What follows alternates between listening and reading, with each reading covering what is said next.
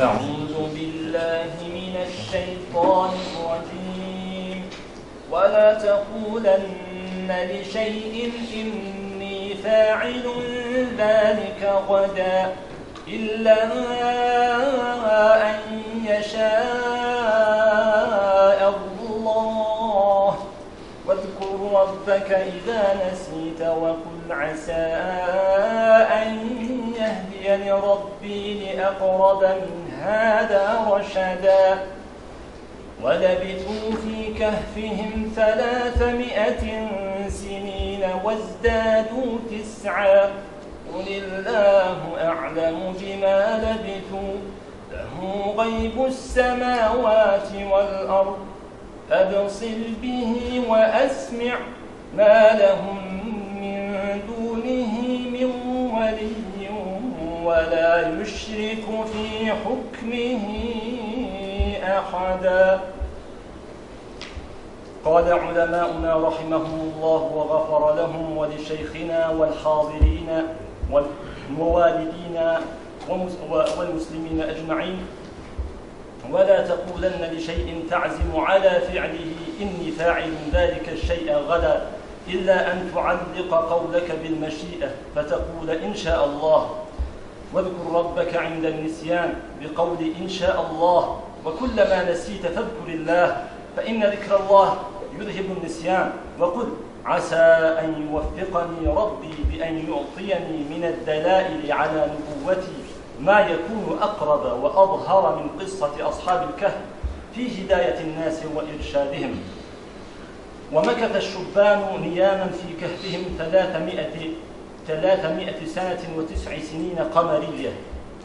وإذا سئلت أيها الرسول عن مدة لبثهم في الكهف وليس عندك علم في ذلك وتوقيف من الله فلا تتقدم فيه بشيء، بل قل الله أعلم بمدة لبثهم له غيب السماوات والأرض أبصر به وأسمع، أي تعجب من كمال بصره وسمعه وإحاطته بكل شيء. ليس للخلق أحد غيره يتولى أمورهم، وليس له شريك في حكمه وقضائه وتشريعه سبحانه وتعالى. الحمد لله والصلاة والسلام على رسول الله وعلى آله وصحبه ومن والاه. هذه هي الباقية من قصة أصحاب الكهف العظيمة والعجيبة التي سميت بها هذه السورة الكريمة. يقول الله عز وجل: ولا تقولن لشيء إني فاعل ذلك غدا. هذه يقول العلماء فيها إنها كانت بسبب أن النبي صلى الله عليه وآله وسلم قال لهم لما سألوه متى تجيبنا؟ قال غدا، ولم يقل إن شاء الله. فكان من تربية الله عز وجل لنبيه محمد صلى الله عليه وسلم أن تأخر عليه الوحي بضع عشرة ليلة لم ينزل عليه، ليبين له أن الشيء لا يمكن أن يكون إلا بإذن، ولا بد أن يعلق بمشيئته. وكانت هذه التربية أنفع من السؤال والجواب عنه، وهذا مهم جدا لنا، وهو أن نتعلم أن ما نتربى عليه فعلا، وخصوصا فيما يتصل بحقوق ربنا علينا، هو أفضل من علمنا بخبر هؤلاء الفتية من أصحاب الكهف، لأن هذا شيء يتصل بتوحيدنا لله وإثبات المشيئة له سبحانه وتعالى. ولذلك قال: ولا تقولن لشيء، أي في شيء، إني فاعل ذلك غدا، أي إني فاعل ذلك حقا غدا إلا أن يشاء الله، أي إلا تقرينه بمشيئة الله فتقول إن شاء الله. وهذا أدب للمؤمنين يا إخواني، في أنهم لا يقولون سنفعل كذا في أمر يريدون فعله إلا ويضعون معه كلمة المشيئة. وعندما تنظر أحيانا إلى بعض الأفعال التي كان ما بينك وبينها إلا ذراع، ثم حين بينك وبينها تجد أنك لم تكل الأمر إلى مشيئته. عندما تتأمل يقول لك إنسان مثلا أين أنت الآن؟ أو نريد نأتي إليك، تقول أنا آتي إليكم الآن، سأكون عندكم. ثم ما تدري إلا وقد حيل بينك وبينهم فلا تصل إليهم ولا يصلون إليك. تفكر ما الذي حال بينك وبينهم، تجد أنك لم تقل عندما قلت سأكون عندكم أو سآتي إليكم لم تقل إن شاء الله. ولذلك كلمة إن شاء الله فيها فائدتان عظيمتان أو بل 3 فوائد. الفائدة الأولى تحقيق التوحيد لله عز وجل، يعني إثبات المشيئة هذا من توحيد الله جل وعلا ومن تعظيم الرب والإيمان بمشيئته المطلقة.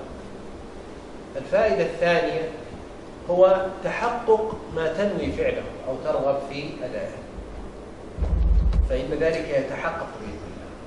ويدل لهذه الفائدة مع الآية الحديث الذي في صحيح البخاري أن سليمان عليه الصلاة والسلام قال لأطوفن الليلة على 90 امرأة، في رواية 70 وفي رواية 100 امرأة، تأتي كل واحدة منهن بغلام يقاتل في سبيل الله. قال فطاف تلك الليلة عليهن جميعا فلم تأتي منهن واحدة بغلام إلا واحدة، جاءت بنصف غلام.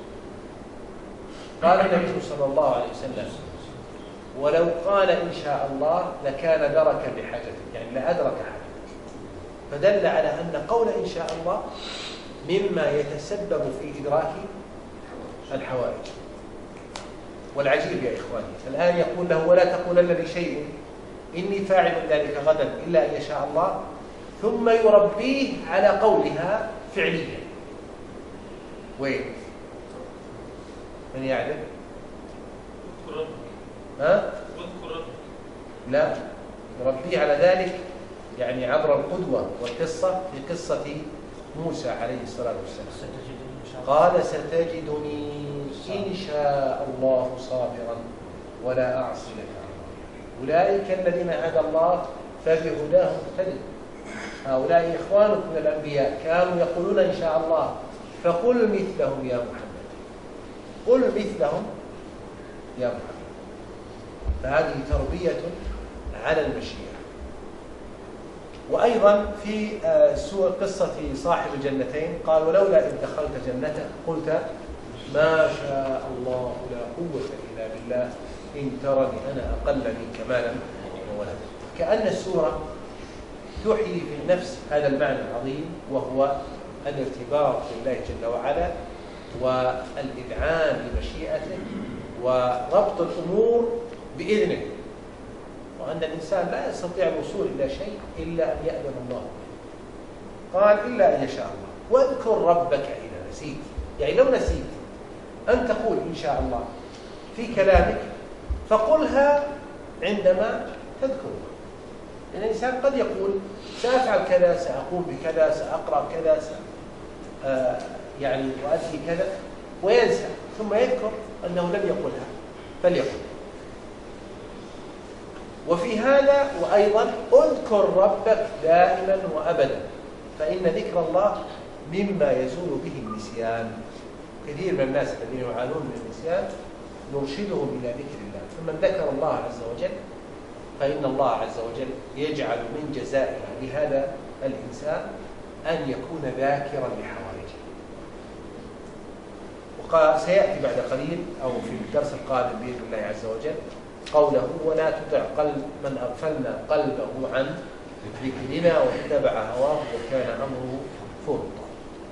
ثم قال وقل، يعني يا محمد ادع ربك قائلا عسى أن يهديني ربي لأقرب من هذا رشدا، يعني لأن يهديني لرشد أقرب من هذا الذي طلبتموه يا مشركي مكة.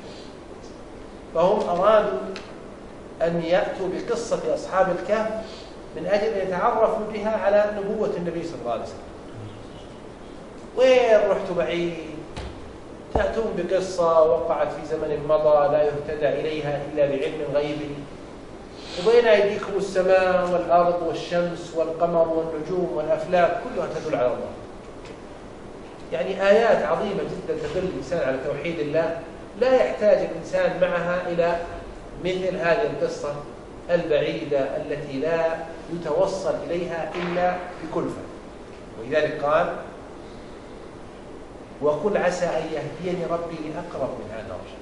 ولذلك إذا رأيت أن الهدى تعسر عليه أو تعذر عليه فاسأل الله هذه المسألة، قل عسى أن يهديني ربي لأقرب من هذا الرشد. لو قال لك واحد يا أخي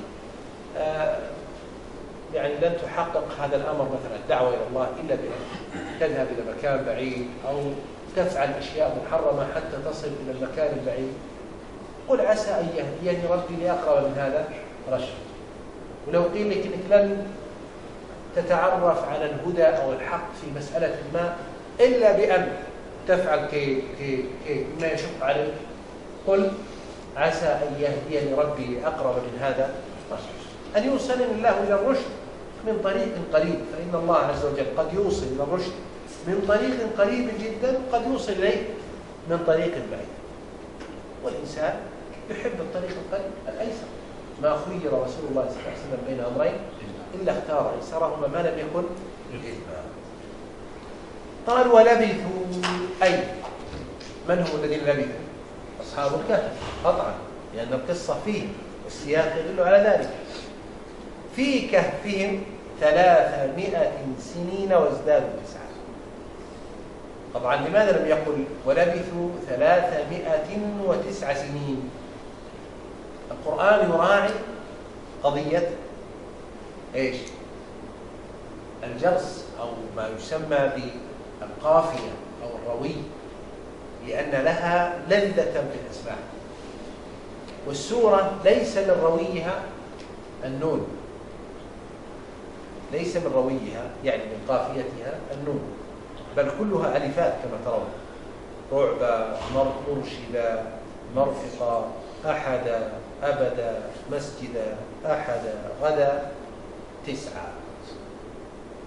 فلمراعاة هذا قال ولبثوا في كهفهم 300 سنين وازدادوا 9. مراعاة الروي معتبرة، لأن القرآن نزل على سمن العرب، والعرب تحب ذلك وتألفه وتأنس به وتطرب له. انظر مثلا إلى قول الله عز وجل: والضحى والليل إذا سجى ما ودعك ربك وما قلى. الأصل ماذا؟ ما قلاك. فحذف الكاف لدلالة المذكور عليها لأجل أن يحصل يعني استقامة الروي في السورة، أو ما يمكن أن يشبه القافية أو ختام الآية بالألف. قال ولبثوا في كهفهم 300 سنين وازدادوا 9. قال بعض العلماء أنه فصل بين الرقمين لسبب أن يبين أنها 300 سنة بالعد الشمسي، وزيادة 9 بالعد القمري. شيخنا الشيخ ابن عثيمين ينكر هذا جدا، يقول: ما عندنا شيء يدل على أن الله أراد ذلك. وأنا أقول لا مانع من قبول ذلك، والعلم عند الله عز وجل، لأنه ما دام موافق للواقع فلا مانع من قبوله.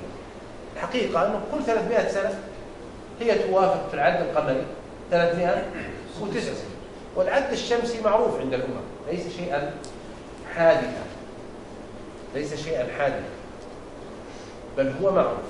ولكن الشرائع فيما نعلم كانت باعتبار العد القمري. وأما حاجات الناس وزروعهم ويعني معرفتهم لما يحدث في الكون من تغيرات وأمطار وحر وبرد، الغالب أن هذا مرتبط بإيش؟ بحركة الشمس وليس بحركة القمر.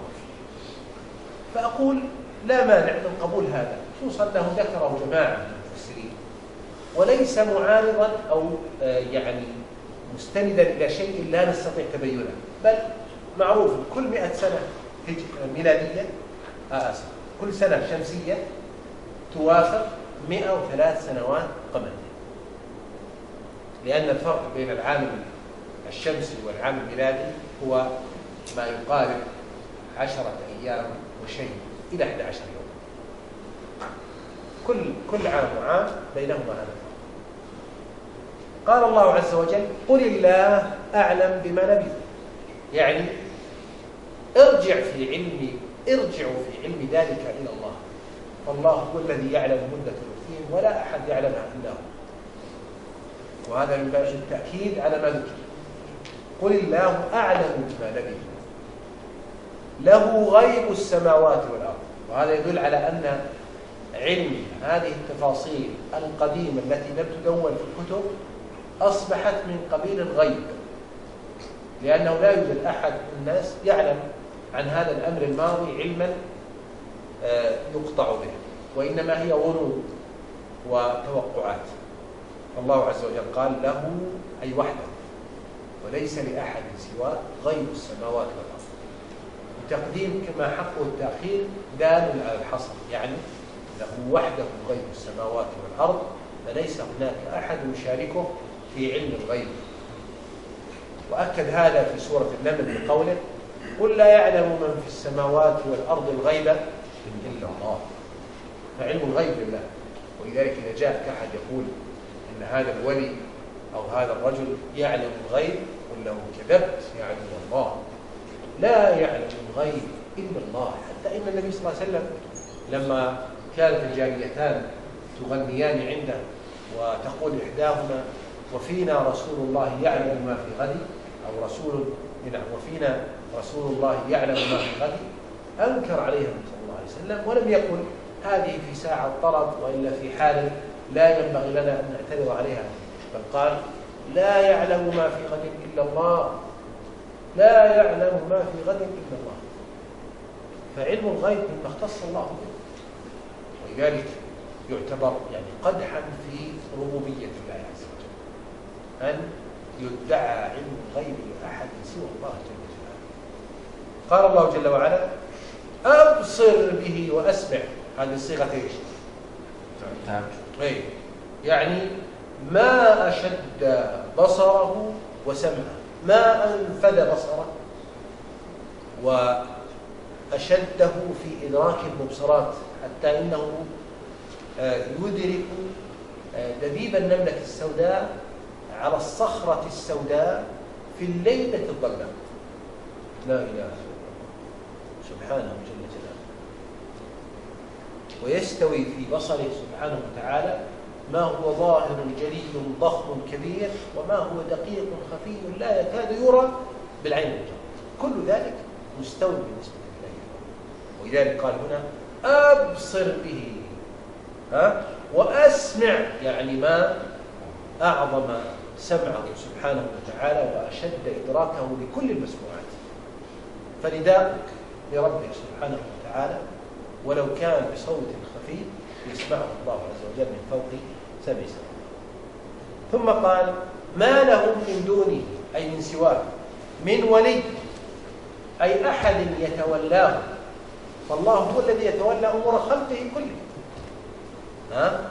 يتولى أمور خلقه كله. والولاية كما يقول العلماء نوعان: ولاية عامة وهي لجميع الخلق.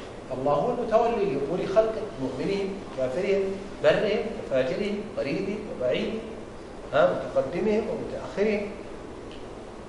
وهناك ولاية خاصة تكون للمؤمنين. الله ولي الذين آمنوا يخرجهم من الظلمات إلى النور والذين كفروا أولياءهم الطاغوت يخرجونهم من النور إلى الظلمات. فنسأل الله أن يتولانا برحمته وأن يجعل لنا من هذه الولاية الخاصة أعظم الحظ والنصيب. قال ما لهم من دونه أي من سواه من ولي.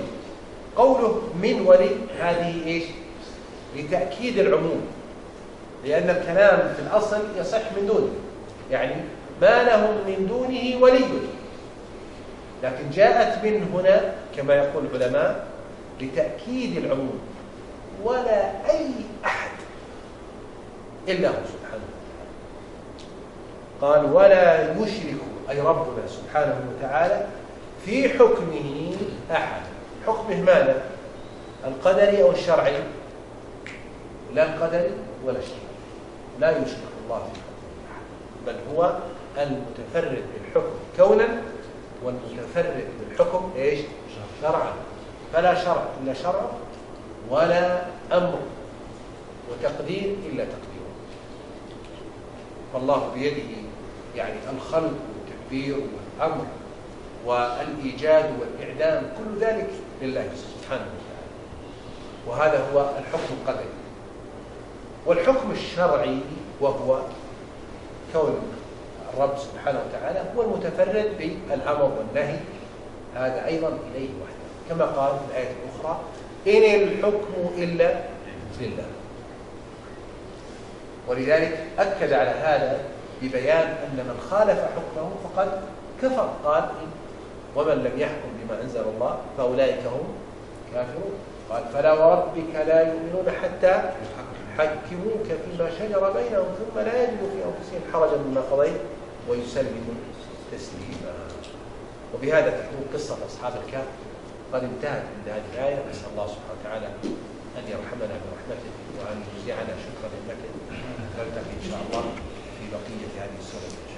الفائدة الأولى أن هذا من باب توحيد الله وتعظيمه سبحانه وتعالى والاعتراف له بالمشيئة والإذن.